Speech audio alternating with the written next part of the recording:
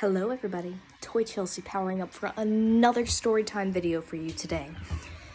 Today, what shall we dive into? I know, how about some spooky stories from my past?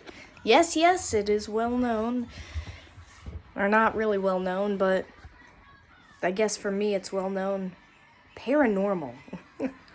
Boy, howdy, have I had some experiences with that. From this house to a previous house I've lived in to my aunt's house. I just have a magnet for paranormal activity, let me tell you. I have had some fun experiences with that in the past. So, I guess we'll start with towards the beginning of some of the experiences. We'll go back to one of the I've moved around a lot, so one of the houses I've lived in a really nice suburban area. It's a pretty nice neighborhood, if I do say so myself. So the way that this house was laid out, it was a one-story, 3-bedroom, 1-bath house. And it had a basement. Now, I'm gonna say for the first couple years that we lived there, it was okay. It was pretty normal. There was always something about the basement, obviously, that as like a 7, 8, 9-year-old, you just didn't really want to go down there. But we always had an issue with our washer where I don't know how to explain it. When it drained, it didn't drain properly. We had to go down there, stop it once it reached the top of a tube, let it drain, push start, let it drain until it gets to the top, then stop it. Otherwise, it would just flood our basement. It was ridiculous, and I'm pretty sure it was because of a tree that was in the backyard. And as far as I know, that problem was solved.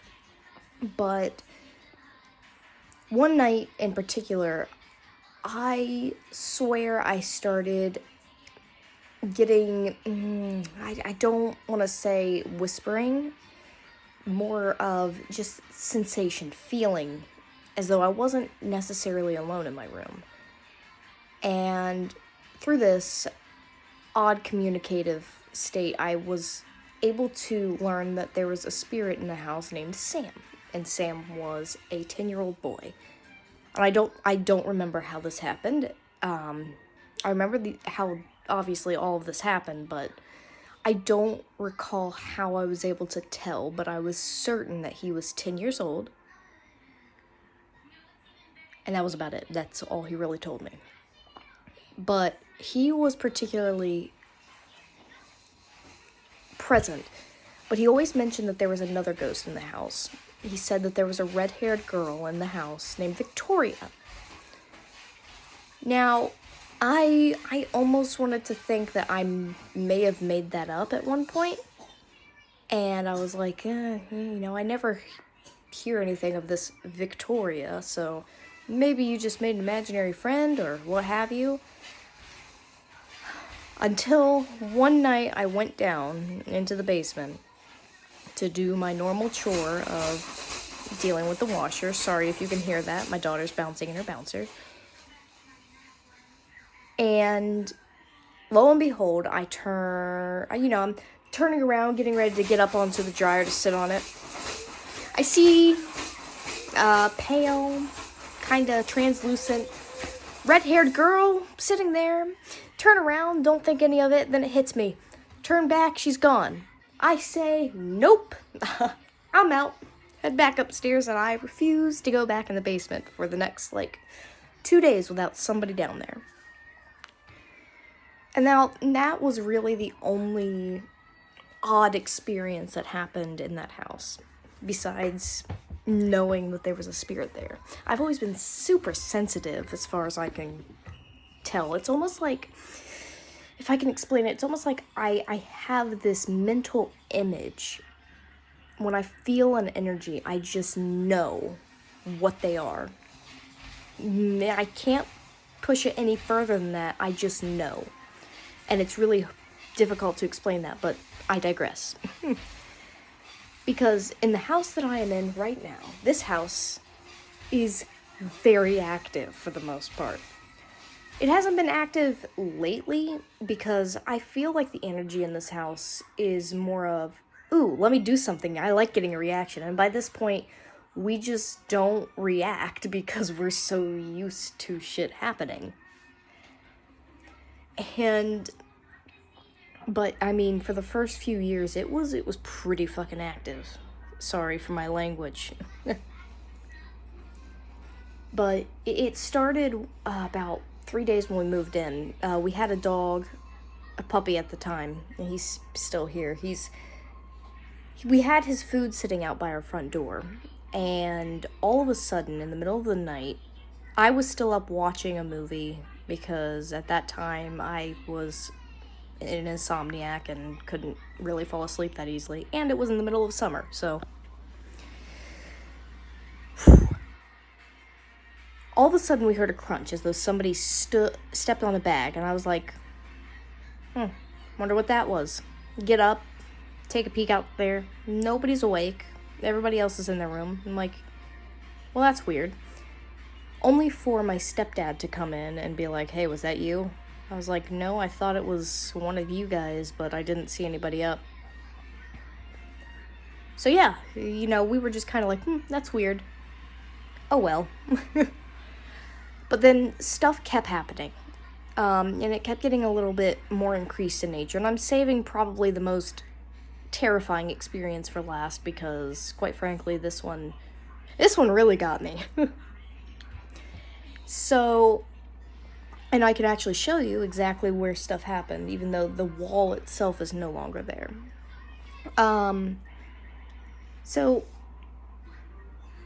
it then kind of increased, and people were starting to hear footsteps through the house, and it sounded like super heavy boots, like military boots is the way that people have been explaining. I personally have actually never heard the boots, but my mom is very not paranormal, she's skeptical. That's the word I was looking for. She's skeptical. If she's hearing these things, then you know that there's probably something up. So she's hearing these footsteps, and she's kind of panicking about it, thinking, oh my god, there's somebody in the house, only to find, oh, look, there's nobody up, and every door is locked, and everybody else is asleep. Shocker. Then it got even more intense, because then it started throwing stuff. Specifically, my razor. It would always throw my razor across... it hung up on the wall. My razor hung up on the bathroom wall. And we would find it tossed outside of the bathroom. And if it had fallen off of the wall where it was placed, it would have just fallen into the bathtub, and that would have been that. No, we found this thing about... We found it outside the bathroom. About 5 feet away from where the end of the bathtub was, and it wasn't normal, and this continuously happened. And even to add on to that, my stepsister, she was doing her makeup one morning before school and had a bunch of makeup basically go flying at her from the bathroom. So we call that bathroom ghost, or I do. There's a particular energy in the bathroom that just loves throwing stuff whenever there's new people. And it's always when there's newcomers, people who haven't really been in the house before, that activity really ramps up. Like, now, not so much. If I'm particularly paranoid at night, something will happen, I'll be like, stop it. Just stop. You're not helping anything. But other than that, I mean, it's mostly calmed down. I think probably... there is an energy in the house that is more motherly in nature, and that one in the past has, I'd kind of wake up or be half asleep, like trying to fall asleep, and I'd almost hear somebody open my door and then put their hand on my chest, like right here, as though they're feeling my heartbeat. And I wake up and open my eyes, and there'd be nobody there. Nobody. And I had asked my mom about it, and she had never done it. She said that she would peek in on occasion, but she never ever touched me while I was in my sleep. I know that sounds really weird, but yeah. So that said, we go on to the last one of the house that I can recall at the moment. And it was probably the most terrifying experience I think I've ever had in my life, personally. I'm pretty sure that's not true, but paranormal-wise, probably the most terrifying. So, I was staying up with my stepsister, and her room is no longer here. We busted down the walls from her room to make more room in the living room. I'm saying room a lot. So, one night we decided to lay in her room, and we were watching TV. She had fallen asleep, and I was watching Ghost Adventures, and I know at this point you're just like, oh, well, maybe it was just, that's what I thought too when it first started happening, but I was proven wrong. I was watching Ghost Adventures, and, it was getting late. And I was like, okay, maybe I should go ahead and turn this off before I get myself too worked up. Now, this is where I'm gonna, okay, so, that thing right up there, that is the attic, okay? Normally, that is kept shut at all times. This particular day, it was left open because there was work that needed to be done in the attic. It wasn't done yet, so my stepdad left it open so that he could get back into it first thing in the morning. Oh my God. I looked over at that. After I turned it off, something just told me, you need to look over there. I look over there, and I swear to God, I watched a black mist go from there all the way down. And this was, at the time, in the corner of the room, which I'm pretty sure you guys can tell where the corner of the room was, based on the lining of the panels and whatnot. And that was the corner of the room, and it just kind of settled at the bottom on the floor. And I was just like, okay. I may be a little paranoid and maybe should really think about... I wasn't able to continue my thoughts. See, where it had landed, my stepsister had a bunch of toys there. My little pet shop toys. Little houses. Yeah. One of those went flying across the room. Scooted. Just zoop, straight across the room to the door. Hit the door. I am surprised it did not wake her up. I swear to God, I have never jumped up. I can say at this point, I knew how to do some parkour to get over top of her and out of the room. I took that as a get out, and I was going to oblige. No thank you, I'm not pissing you off any further, I'm not antagonizing you. I will do as you say. Good luck, sister. I'm going back to my room. I left her to the ghosts that night, and I am okay with that because, she was asleep. It's fine. It's fine. She can't be antagonizing it if she's asleep, and clearly she wasn't going to remember, and yeah. I was gone. I wasn't going to put up with that. And that, honest to God, I refused to go back in her room at night for a long time after that. And to this day, I make sure that if I am going to be out here late at night, if that thing is open, I'm not staying out there. Because now that it's part of the living room, I can't just be like, ooh, I'm just going to sit here. Because then I'd be staring up. So no. No. And for those of you who might think it was an animal, I was able to see clearly enough to know that there was no animal that came plopping down. There just wasn't. It was a clear mist. Clear, dark mist. Ugh. I think probably the last paranormal topic that I have to go over is my aunt's house. She had bought it, and we were going over there to start cleaning up a little bit. And this was before I had my first kid, and I'm surprised I didn't share it yet. So we went down there to take a look at it, and the basement is absolutely horrifying. That is probably the epicenter of negative energy if I've ever seen one, because there is a small, kind of sealed off, and I wouldn't say sealed off, it's kind of, what's the word I'm looking for? Isolated, that's the word. Isolated room. And there was just graffiti everywhere, like racial slurs. It was ICP forever, and it was god awful. It was just nothing but hate speech all over the wall. And you know, it shocked me. My cousin had an experience, and she had taken a video to record it. And when she reviewed that footage, it was completely just corrupted. There was something wrong with the footage. And that was something, she had a brand new phone at the time.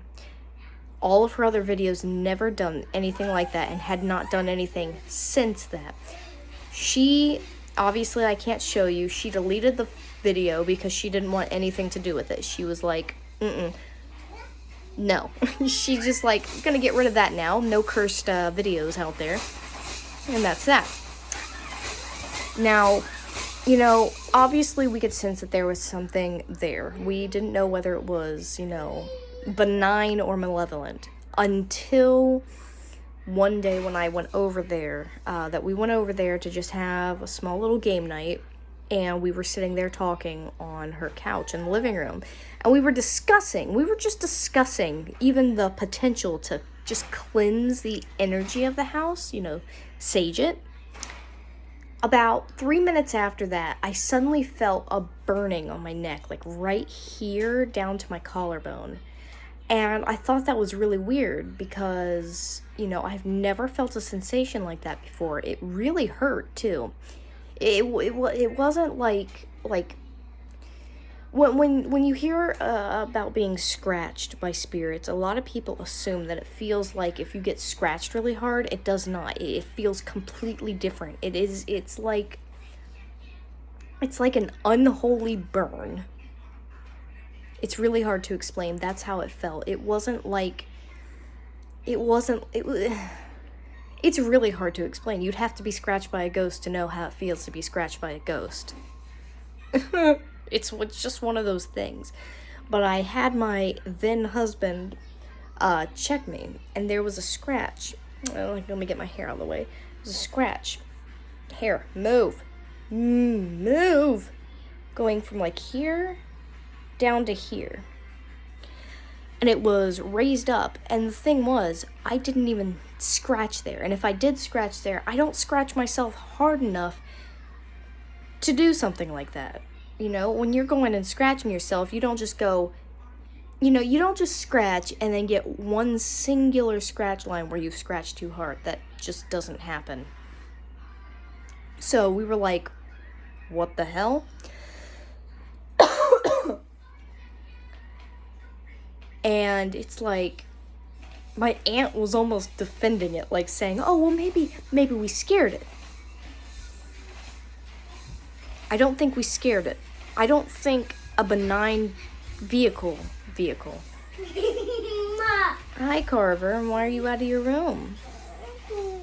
I don't think a benign spirit is going to scratch you at the thought of a cleansing, because it's not going to do any harm. Well, that about does it for story time, because that was the last thing I had. If you want to say hello to my son, say hi, Carver. Carver, say hi. Well, this has been Toy Chelsea, powering off until the next video. I hope you enjoy.